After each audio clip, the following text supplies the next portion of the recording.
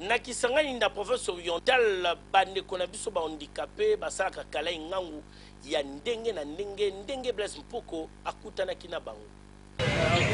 idéologie ya kala ngangu kala technique awa na kisangani na province orientale na commune à Makiso et kota déjà ba personnes vivant avec handicap bango pe batikala simate ba boya na bango idéologie ya kosenga senga to lolombo basala kamisala ya ndenge na ndenge tala neti ndeko oyo ye azali coordonné mususu bozali komona ye azali tailleur bango nyonso boza komona basungaka population na ndenge na bango bango pe baprofitaka na mwa moke bapesaka bango bamilesa pe balesa mabota na bango yoka bango toboyi biloko wana ya kokende kosengasenga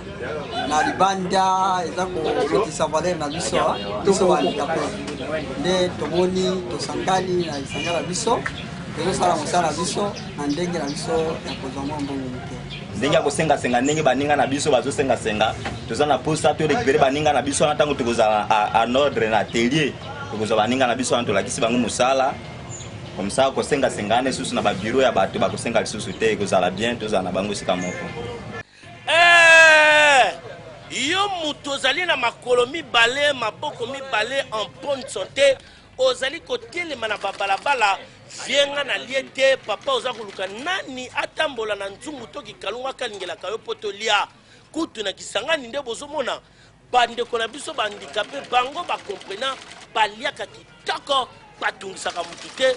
mutu mpe alandelaka bango te mpo na atungisa bango kokambo kala ngangu kala technique